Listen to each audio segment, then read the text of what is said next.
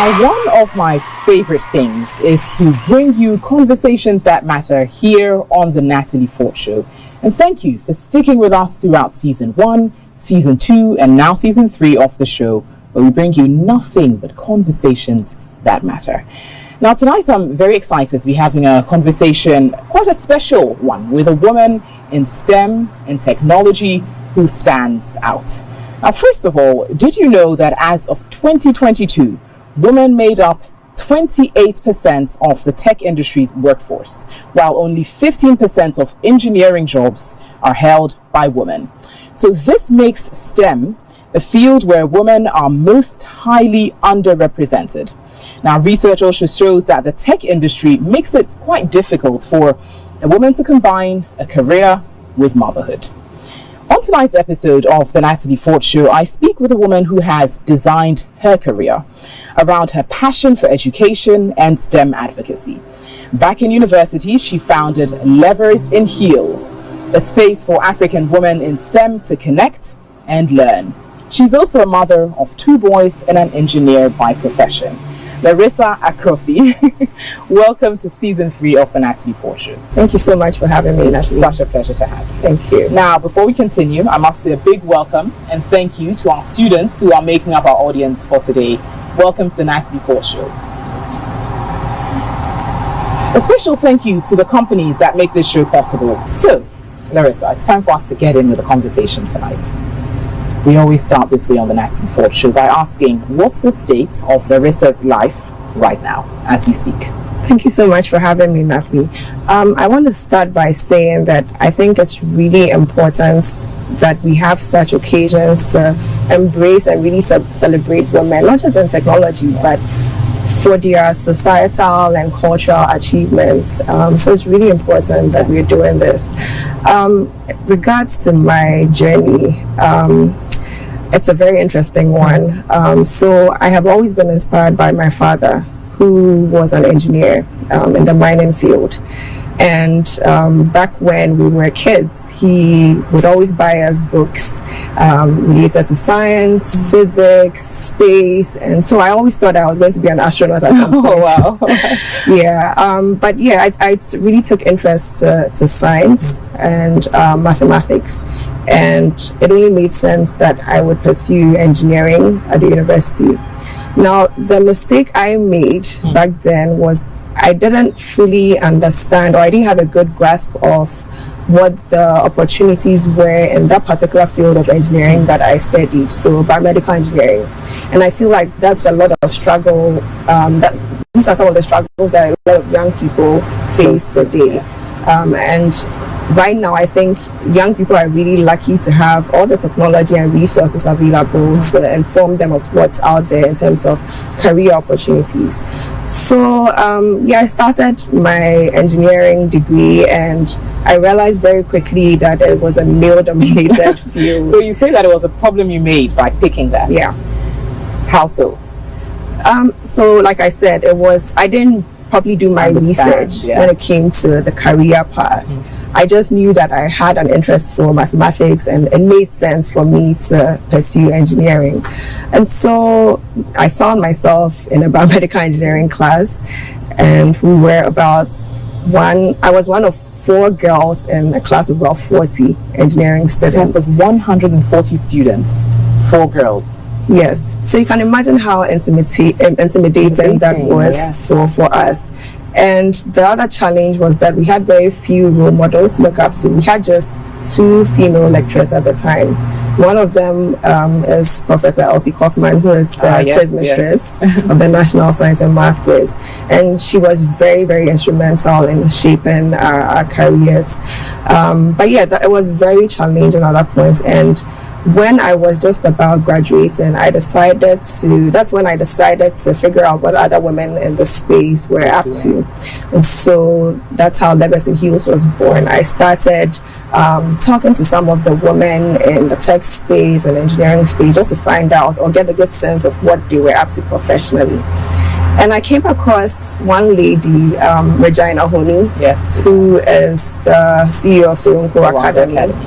And I mean, I always say that she's been very instrumental in my career as well, because she gave me the opportunity to be a part of an initiative that she has started back then called Tech News Girls. It was an initiative to empower young girls to learn about technology, learn how to code, and basically to just empower themselves as, you know, young women aspiring to be women in the tech space.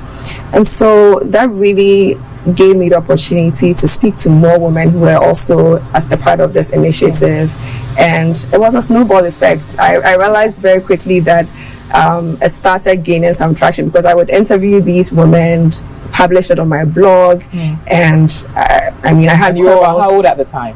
I was in my early 20s. Early 20s. Yes, early 20s. So yeah, it started gaining some traction, and I decided to interview women outside of Ghana, so in Africa. And yeah, that's how Legacy. So the goal at the time was just to see your own in the field, right? To see women in the field, that you could, I guess you were doing it to some extent to be inspired yourself. Exactly. And in so doing it inspired others. Exactly. So that, I mean, you've said it all. It was really for myself, to inspire myself, and to get a good sense of what to expect in the field of engineering and in tech.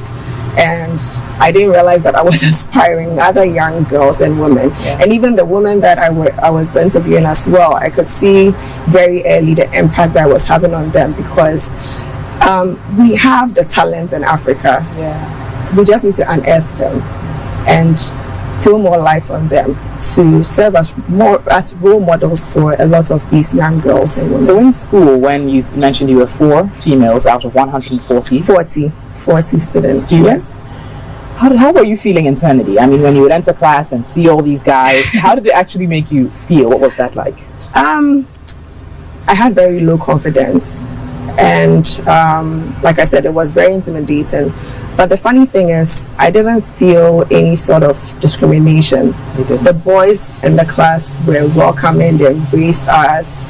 It was just a matter of low confidence, mainly because we did not have the role models. We didn't have a lot of those role models to look up to. And so I was just sitting in class wondering, okay, I'm here, what am I going to be after here, you know?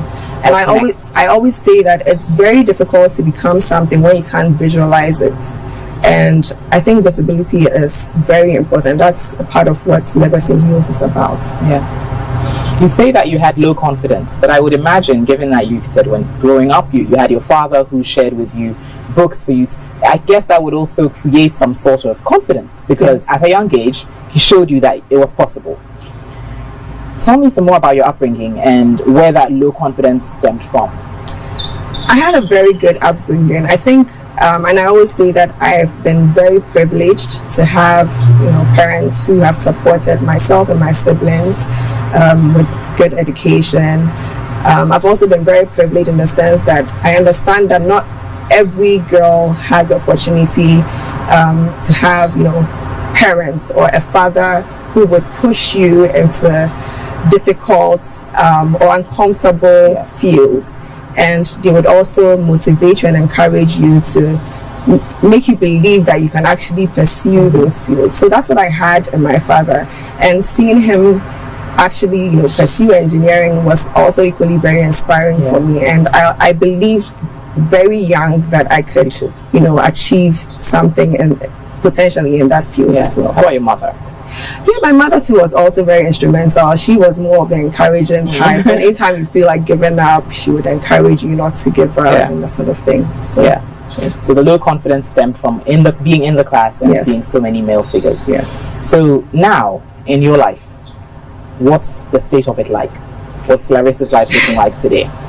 I think right now it's I feel very privileged again. I'm very honored that I've been given the opportunity, and I'm also in a position where I can help young girls who are in the position that I was back then, with low confidence, also trying to figure out their career path, their journey, to give them inspiration through, the women that I've been interviewing, and I also do a bit of mentorship, experiences and opportunities for young girls. So getting some of these women to come and share their achievements, to speak about their struggles and their challenges and how they overcame those challenges, I think it's very important. So I feel very honored and very blessed that I'm in a position right now to help young people, especially young women, to really be confident and, actually start to believe in themselves that they can also take on such roles. Yeah, so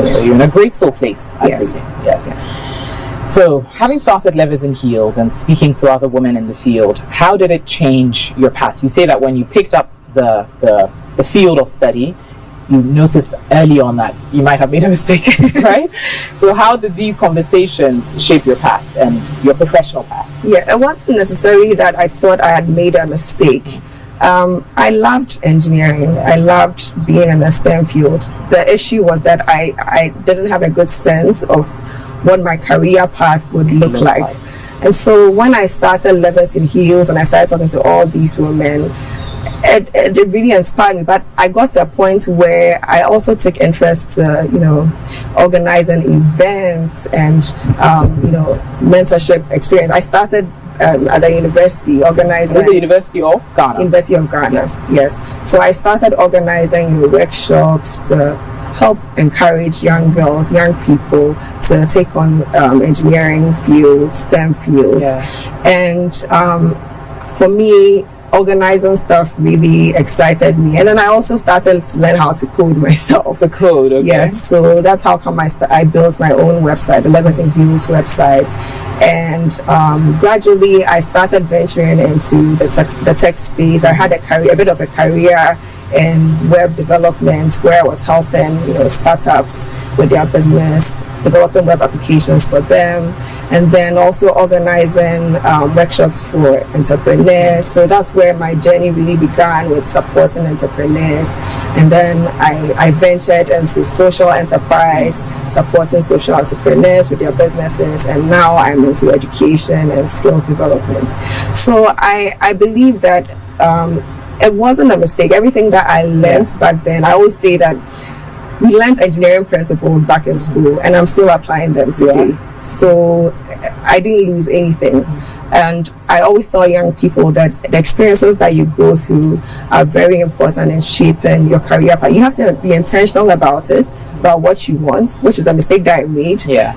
And so doing your research at a very early stage and being comfortable and confident in yourself that you can actually pursue this. But yeah, I think it's very important to be intentional with your experiences, and you can pursue anything with that.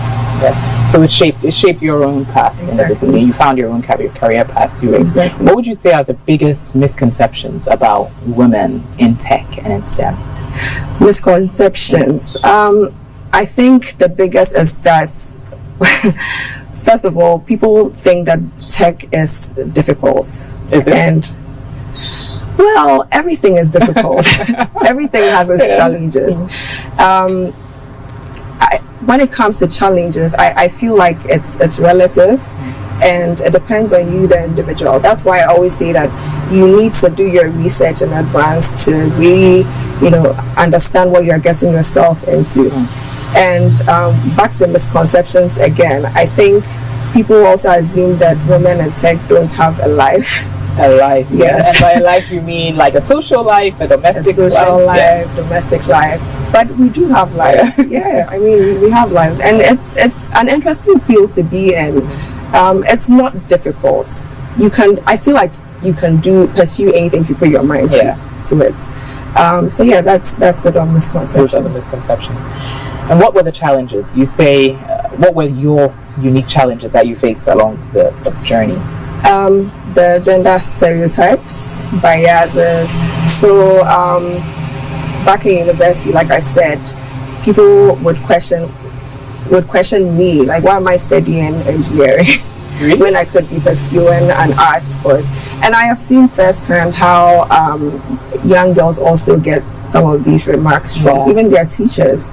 I remember interviewing some young girls for a scholarship, a STEM scholarship, and one of them came with their teacher, and then he started to wonder, maybe you should take on an arts course instead. This would be difficult. Why don't you just focus on, your domestic life, focus on being a mother when you grow up, that sort of thing. So these are some of the challenges that come up. It's usually due to social and cultural norms. Stereotyping. Exactly. That have been deeply entrenched in our societies and our way of thinking. And I think it's very important that we begin to educate the general public about the essence of getting more women involved in these spaces, in the tech space, and why it's important for the development of our society. And you say that people sort of felt you didn't have a life, right? So what's Larissa's life? What's the social and domestic side of your life like? Social. So I enjoy spending time with my kids. How many? Two boys, toddlers. I'm at that stage where I want to provide them with everything they need, just like the way my parents provided for me, so that they enter a world that is very inclusive of people, and that they also understand the importance of inclusivity and diversity, not just in technology but in any field that you want to venture in. And so I enjoy spending time with the boys. I enjoy spending time with the family. I love listening to music. I have a social life. I'm very introverted, but I can be extroverted when I need to. Yes. So I keep to myself a lot, but when it gets to the point where I need to be extroverted, and you need to be, and what's that point like? Work. Because I've been put in positions where I need to speak out about issues that are related to education, skills development, supporting young women. So like I am sitting here with you, I need to be vocal about these issues, and I think it's very important to do that. And you said you want to raise your kids to have everything they need, just as your parents raised you. So as a parent yourself now, what do they need from your perspective? I think they need love, they need support and encouragement, but most importantly, I've seen how a lot of parents force certain positions or certain roles or professions on their children. I understand where that is coming from, but I feel like it's also good to really pay attention to your children and see what they are interested in and nurture those interests and the talents that you also see. And so that's what I'm observing with my children. I see that the first one is interested in arts and music, and so what's his name? Papa. Okay. Yes. So we are trying to nurture those talents in him, and it's really important. I really understand why parents would push certain rules, because obviously every parent wants their children to succeed, but I think it's really important that you observe your children and really understand what it is they are interested in, so that when they get to a certain point, they don't become depressed about not having pursued their path of interest. Exactly. So would you mind, given that you're a female in a male-dominated field, would you mind if they, as young boys, enter a female-dominated field? I don't mind at all, as long as they are doing it and doing it well. Yes, and I will provide them with the resources to do it well. Yes. Why do you think that with regards to technology in Africa, I was telling you earlier, I tried searching up a few significant African women in tech, and they're there. But of course we know that they're not as much as across the world or in the West. Why do you think that's the case? It's a lot, Natalie. I mean, the challenges, the obstacles, the barriers, they've been well documented. I've been talking a lot about these challenges. I don't want to spend too much time on it, but I always hit on, the social and cultural norms that have been entrenched in our society, which I spoke about earlier. And like I said, we need to be respectful of our culture, but we also need to be mindful of the importance of technology and involving women in that process, and how women contribute to the development through technology. And we also need to involve men as well, because men are allies in this space. So I'm really happy to see some gentlemen in the audience, because it's important that we involve them in the conversation to understand why it's significant to have women in the tech space. When it comes to challenges in the workplace, we all know about low pay of women in the space, and why women are not as vocal as their male counterparts. And I feel like, again, it comes back to low confidence. And I feel like women are also very afraid to speak up, not just in technology. I've seen it in other fields as well. And we really need to encourage that culture of speaking up in the workplaces. And I feel like a lot of workplaces also need to develop policies that are women friendly, encourage work-life balance, because as you know, women, if you decide to start a family, you need to balance work. Exactly. Did you experience any sort of difficulty? Yes. Describe that. Work-life balance, it's very difficult. It's very, very, I remember when I gave birth and the challenges that I faced and returning back to work after maternity leave. I felt that I lost a bit of my journey, and I was about to restart, and that process was really tough. And so I feel like workplaces, organizations, companies, they really need to put in place policies that support women in these positions, just to help out with work-life balance, and also to organize training opportunities for colleagues at the workplace, because it's important, once again, for your colleagues to understand the challenges that your male colleagues, and women and as even well, female. There are some women who don't understand. That's true. That's true. So I mean, these are some of the strategies that we can put in place. And do you think our schools are doing enough to prepare our young women to have an interest in STEM? I think they are, but we're not doing enough. And I like evidence-based conversations. So let's even look at what the Ghana Education Service says about the number of females pursuing science in secondary school. They say about 34% are female. So we have a long way to go. And I remember, when was it, last year, when Francisca was part of the National Science and Math Quiz, and there was all this conversation on social media, why are we giving her so much support and all of that. For me personally, I feel like throwing more light on girls is very important. You may not understand it, you feel like the men are being sidelined, but that's not the case. When it comes to women empowerment, I don't believe in sidelining the men. We need to involve them in the process. But we also need to understand that women are way, way behind. And so throwing more light on them so that they stay as an inspiration to other young girls, other women is very important and key. Do you remember what the most, for lack of a better word, derogatory comments you ever received, if any, within work as being a woman in tech? Me personally, I don't think I've faced anything like that, but I've heard of certain experiences from other women.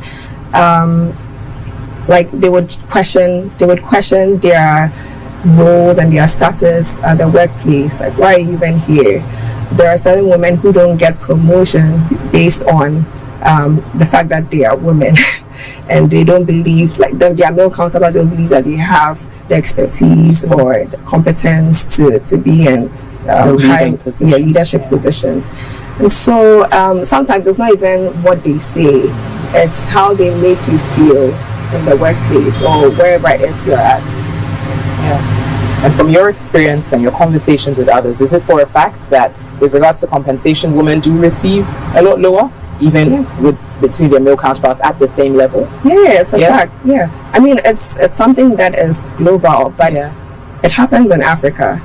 And like I said, it all comes down to women not speaking out. We need to start embracing the culture of speaking out and getting workplaces and organizations to understand the importance of diversity at the workplace and inclusivity as well, and how that would tarnish the image of any organization or will deter, the organizational development of the country or the continent as a whole.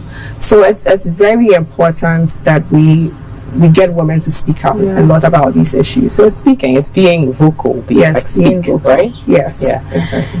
Larissa, I'll hold you briefly because we're on a short break here on the Natalie Fort Show. Do stay with us.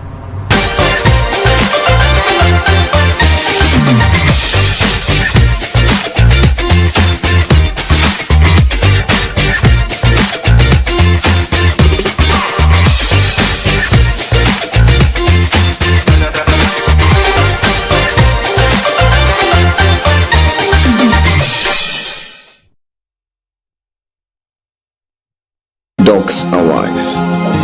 They crawl away into a quiet corner, lick their wounds, and do not rejoin the world until after a while. Excuse me. I want to ask you some few questions. I need to see someone now. Can we do this when I come back? Okay, I wait. Tonton. That woman a fine woman. This is a good opportunity for you to marry. Well, what do you mean? That woman a fine woman. Hey. Are you thinking with me? Yes, madam. No.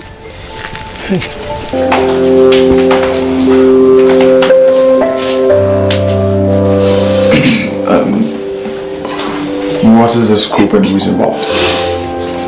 I know how much this case means to you, detective. And I have a scoop on Ayuna. But you first have to make love to me before I tell you. Marcus, when do I get what I want? I am running out of time. We are running out of time. Give me about a week. I'm working on something.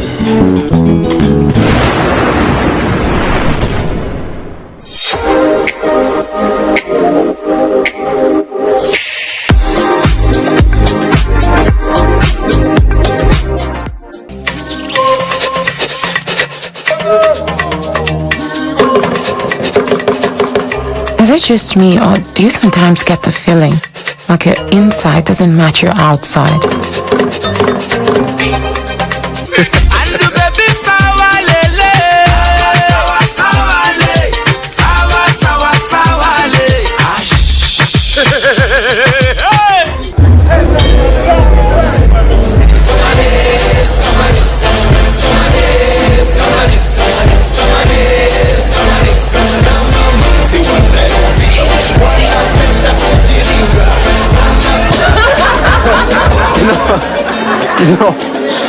No, but seriously, I'm proud of you. And personally, I can't wait to read your article.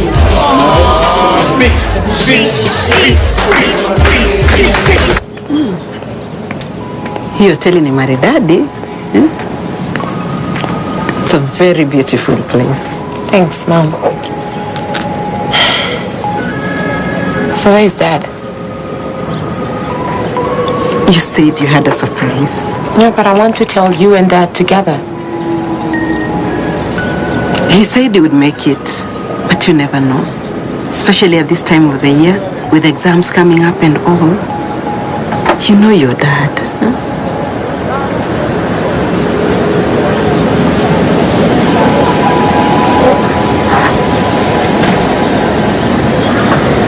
What is it, my dear?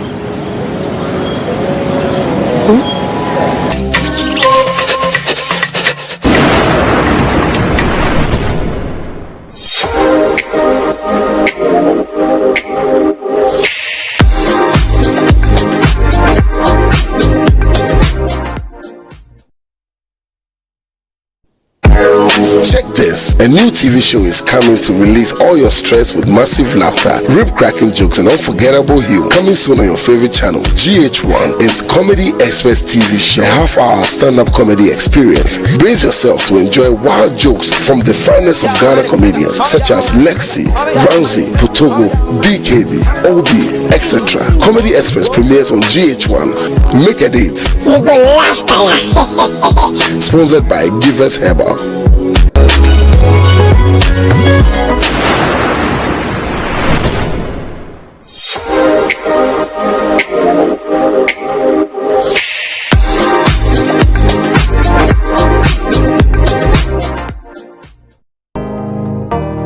Why do we get sick? What can we do to avoid preventable diseases? Would you like the opportunity to learn about some of the most common illnesses, preventative measures, and how to completely avoid them? Would you also like to learn about the importance of how integrating health awareness into your daily life help decrease the chances of contracting avoidable health complications, and as well catching on to early genetic disorders that can be controlled or even avoided completely? So join me as I sit with experienced medical experts to shed more light on how to live a healthy life. On this show, we will explore varieties of common preventable health complications and as well educate the general public on the importance of yearly doctor's visit. Join me on this channel where we discuss and educate ourselves on how to live a healthy life for a better today and a better future. This is Health and Life with Dr. Daly. Health and Life with Dr. Daly.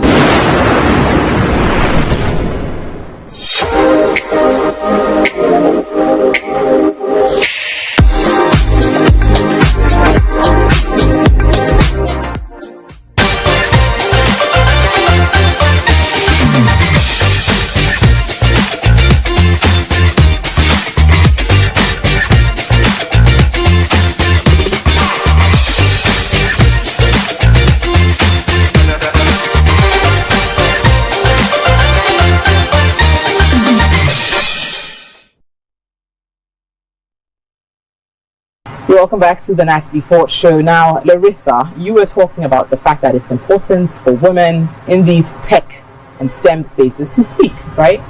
Just be vocal. And our culture, even as Ghanaians, sometimes stifles that, right? But there's a need for us to be vocal. Now, what would you say? You've spoken with many women. You've engaged with many women. You've had an experience in tech. What's one of the worst treatments or experiences that you've been privy to by a woman in the tech field? I think the worst experience I have had, or any woman could have ever, is not being supported by women in the space, especially knowing the challenges that we all go through. And that's why I always say that it's important for women to form networks in the tech space, whether it's at work or if you're starting a business.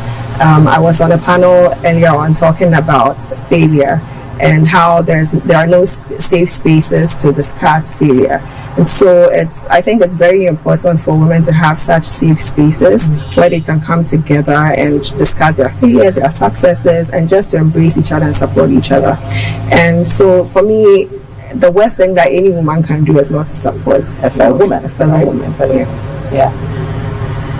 We're going to be engaging our audience shortly with a few questions. I'm sure they have quite a number, so we're going to be engaging them shortly. But do you feel, with your journey so far, do you feel a sense of fulfillment? Do you feel like you're fulfilled with having done everything in levers and heels and what you are pursuing now?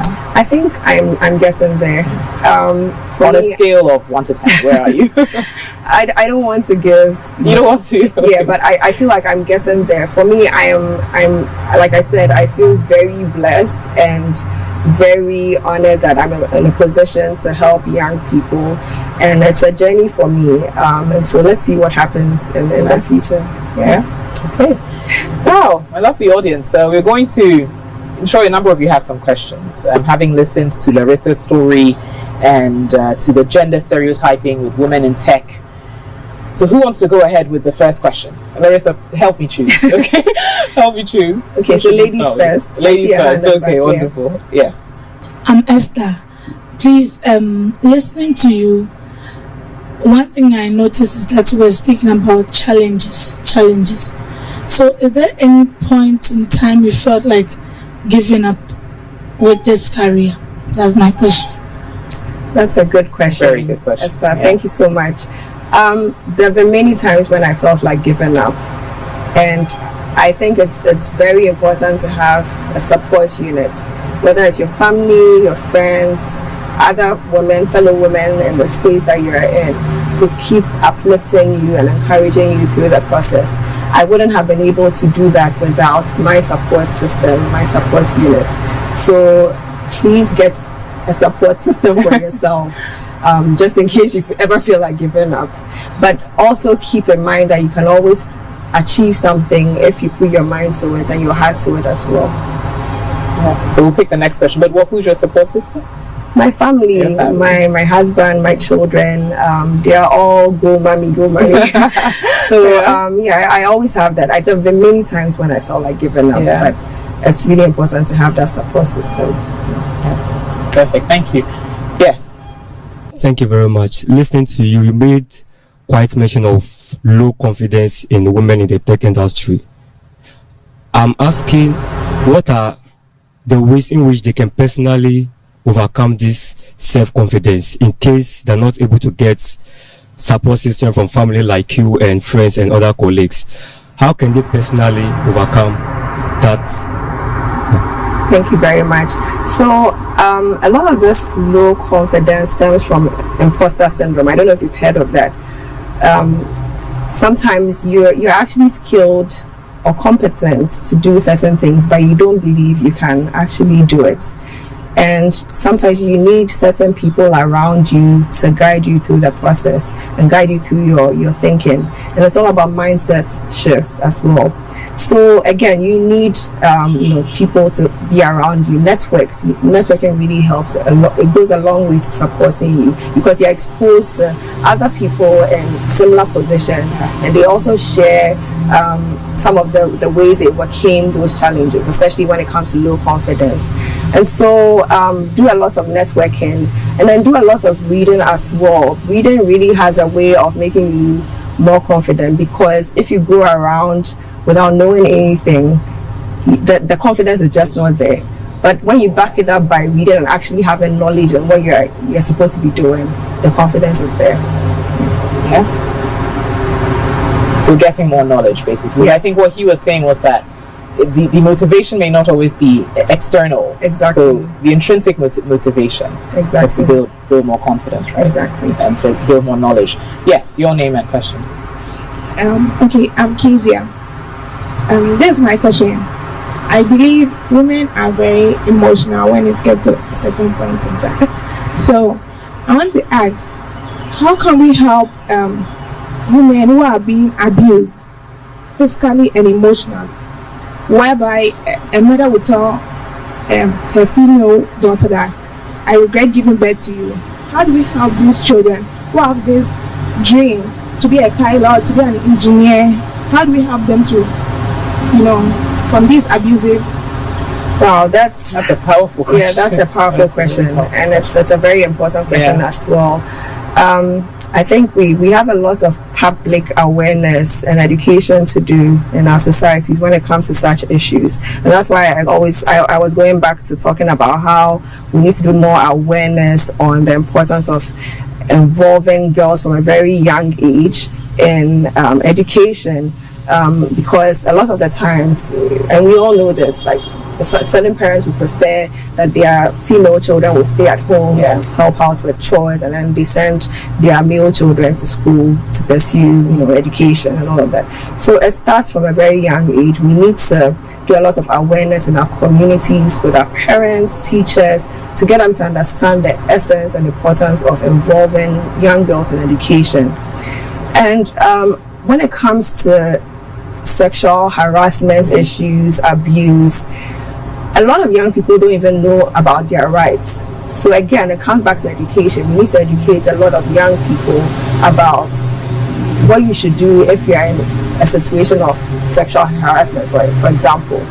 And we also need to train, teachers, because teachers are really, they are taking you through, they're guiding you through your career path. straight from school, so they also need to go through some training.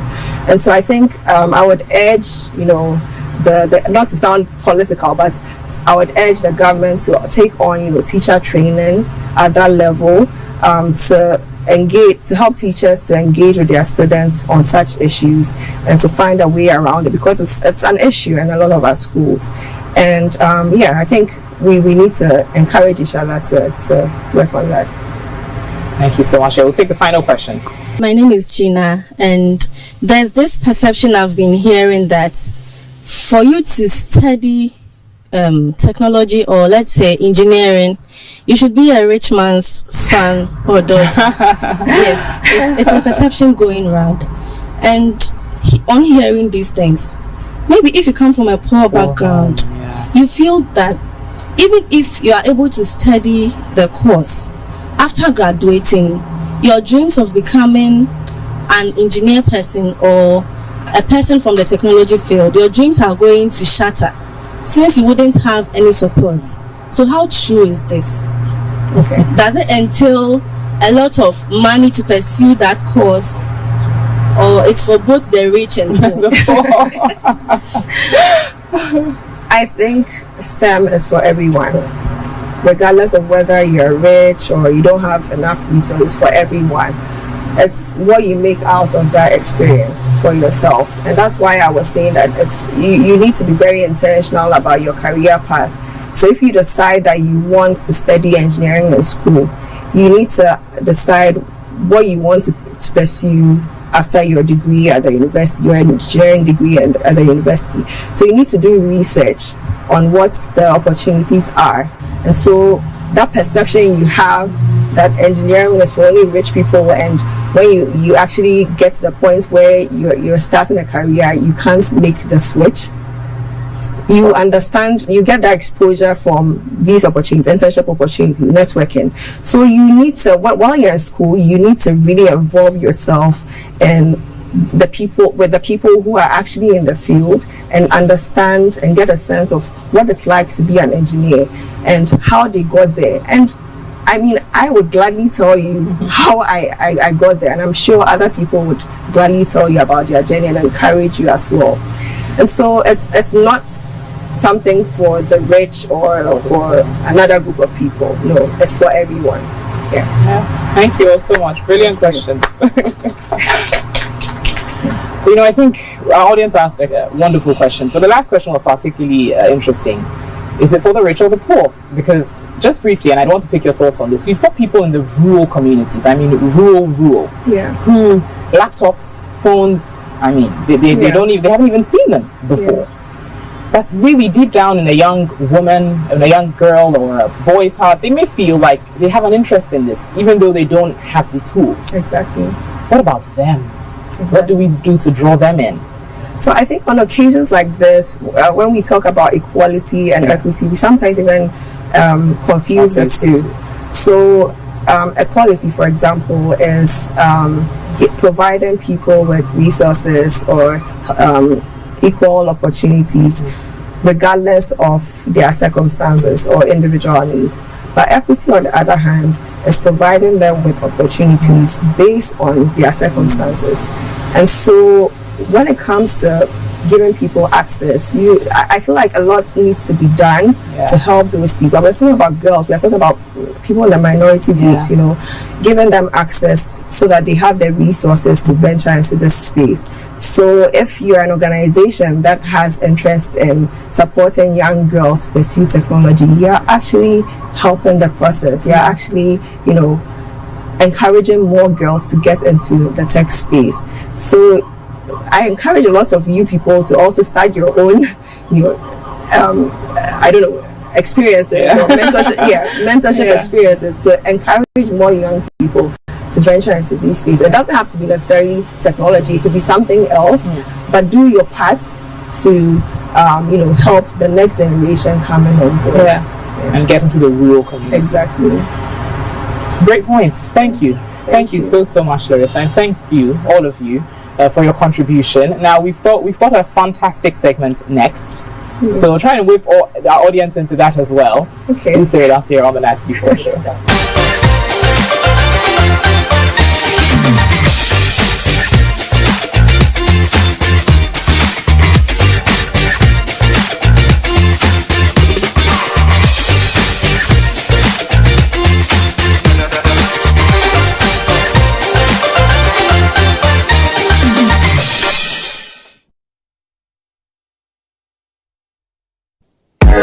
Check this, a new TV show is coming to release all your stress with massive laughter, rib-cracking jokes and unforgettable humor. Coming soon on your favorite channel, GH1. It's Comedy Express TV show, a half-hour stand-up comedy experience. Brace yourself to enjoy wild jokes from the finest of Ghana comedians such as Lexi, Ramsey, Potogo, DKB, OB, etc. Comedy Express premieres on GH1. Make a date. You go laugh. Sponsored by Givers Herbal.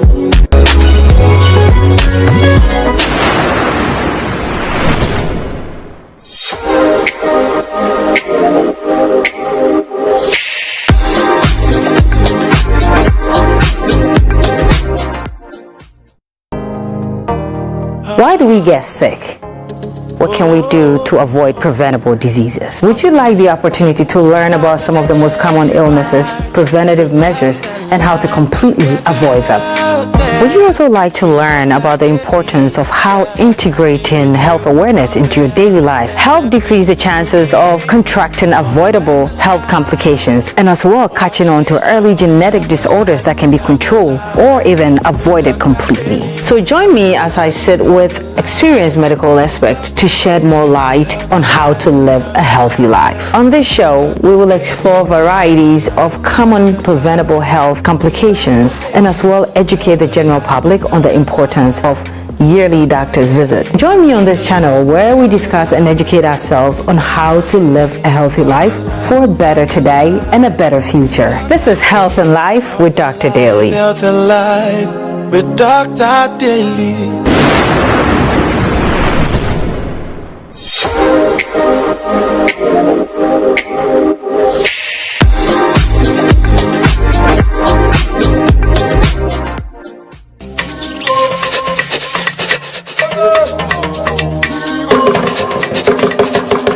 Is it just me, or do you sometimes get the feeling like your inside doesn't match your outside?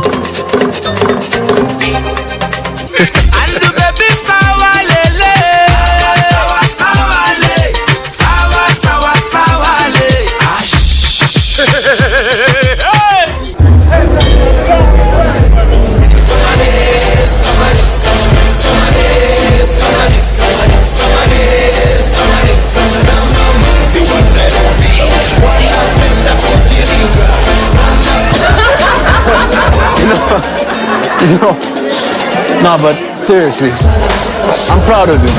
And personally, I can't wait to read your article.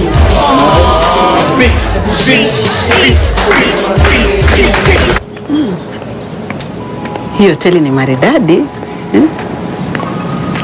It's a very beautiful place. Thanks, Mom. So where is Dad? You said you had a surprise. Yeah, but I want to tell you and Dad together. He said he would make it, but you never know. Especially at this time of the year, with exams coming up and all. You know your dad, huh?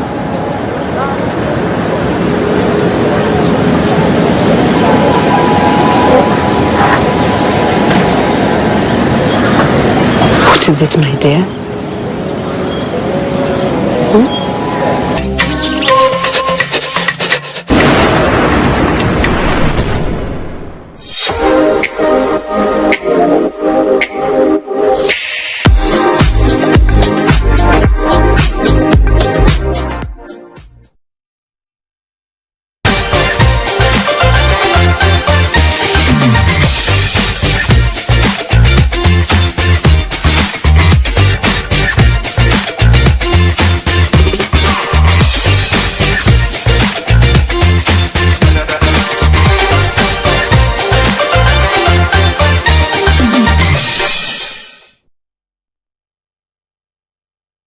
So welcome back to the Natalie Fort Show. Larissa, it's time for Fantastic. Okay, so this is the game we're going to be playing tonight, Titans of Technology. And just a pointer, these titans are female titans of technology. Here are the instructions. So I will share a fact of an innovation in technology, and you have to tell me the name of the woman known for this innovation, right? You have not more than 10 seconds for each. Okay. Okay? I hope my audience got the instructions. Okay, so if she gets it right, cheer her on. If she doesn't, you choose. Okay, so the first one, the world's first computer programmer. Ada Lovelace. Ada Lovelace, correct. Okay. The inventor of Wi-Fi. I know this one. Hedy Lamar. Wow, you know your stuff. Okay, great. Now, nicknamed the mother of the internet, her invention of the algorithm behind the spanning tree protocol was instrumental in making today's internet possible. This is either Grace Hopper or Mary Kelly. Radia Perlman. Okay, I didn't know that one. Okay. Next, owner of the group which developed the domain naming scheme of .com, .edu, .gov, .net, and many others which are used today. No more than 10 seconds. I think I'll pass on this. Okay, well, her name is Elizabeth Fainler. Okay. Yeah. And these are all women, so really, really iconic stuff. Now, pioneer in information science, developed the inverse document frequency, which is now a standard in web search engines. I promise you this was in my mind. And just, yeah. Shall I help you? Last name. Last name, that's a big... Okay, well, Jones. Oh, no. No? Yeah. No? Spark. No. Karen Spark Jones, that's her name. Now, final one. The esteemed computer scientist whose work led to the development of COLPO, which is an early programming language and recorded the world's first ever real computer bug. Grace Hopper? Oh, brilliant. Okay. Not bad. You got 3. Not bad, not bad, not bad. Not bad. I wish there were African women. I know, and that's a concern. Yeah. That's a concern. Yeah. But hopefully, like you and many others that you're mentoring, will be part of this list someday. Yeah. Thank you so much. Thank you so much. It's been an absolute pleasure having you on the show. Thank you for having me. And you sharing your journey. And mentioning what stood out to me, the fact that women should speak up. Women in tech should speak up, right? So thank you so much for being on the Natalie Fort Show. Larissa Ashrofi. Thank you so much for having me. And thank you all, my lovely audience, for being a part of this episode. Do stay with us here on the Natalie Fort Show. We've got Star Woman and Proud of My Hustle coming up shortly.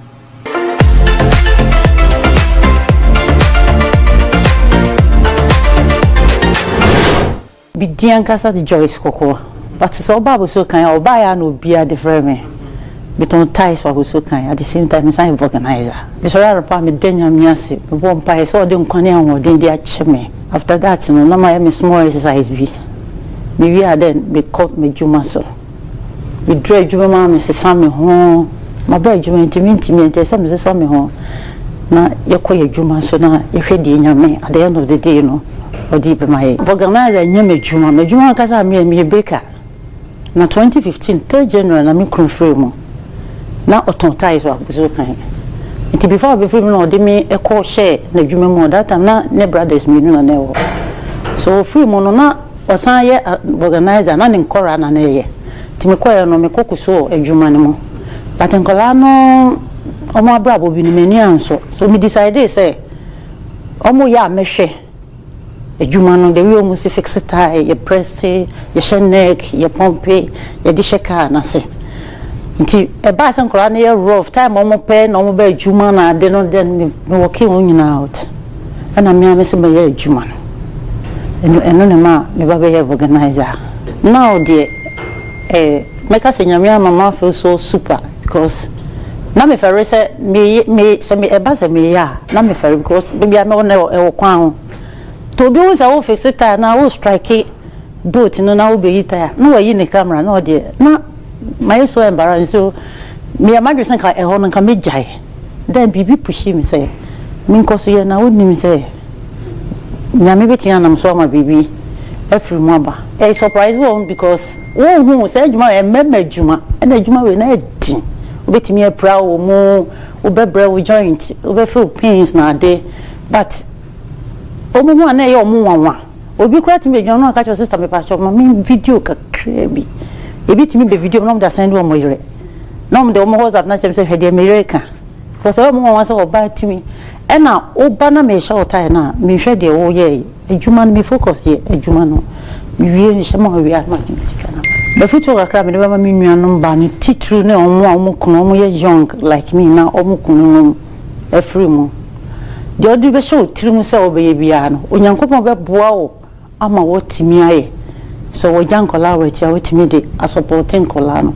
e ma wa ba mu mbuntie de nipa be kan but ma wo bunye du na show wo hu nkran ma hwe nipa mo o de be boa wo if is a me na mani na so wa be pie ha sei ani madwene mu be de say dey no menya 20 Ghana de ama me ma ko school dey ni na ehia me it is a wo your ba mesro enhwe nipa emoa wo de wankasa kentin ho de na ka kire ho say de na me nso meye e de aboa me ho e bra e tisi ho ansa na obi de mo ano aba be kan wo de ho hey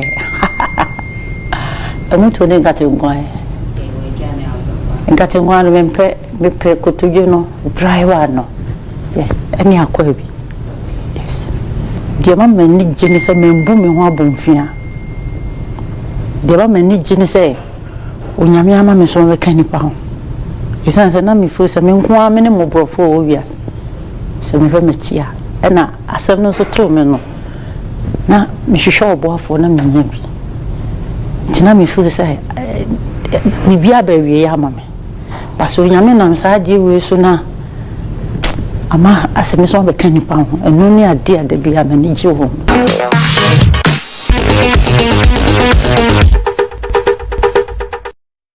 From Alexander Chum, met on phone chargers, phones, and a earpiece, and a Bluetooth. My time they have 14 years in it. I started another time now. So I young from Nokia 1200, 1600 money. I don't know. Just at the beginning of my what this struggle, yeah. And I started and what that time, yeah, 100 Ghana cities, and I'm starting. Oh, yeah, me after all, metime de hwe me ma ama me baba ko SS3 ne fana ya no mu another one so ba ko nyame ya do ma chena SS1 then I have 5 children ewum and one am de hwe omu kakra amo odo ya chase ya katuwa bi ba na oba hunu ni o ma ha me sese ne bo chira wa ekwani mu eyiye after all metime de be shop kakra ma me wife so no so to ade o. My name is Alexander Chum. I'm proud of my hustle.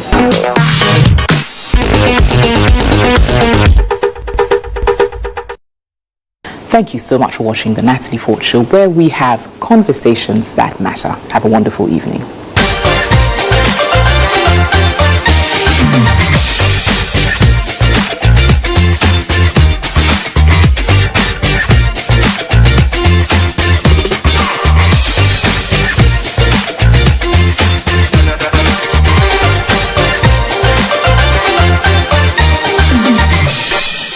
The Natalie Fort Show was brought to you by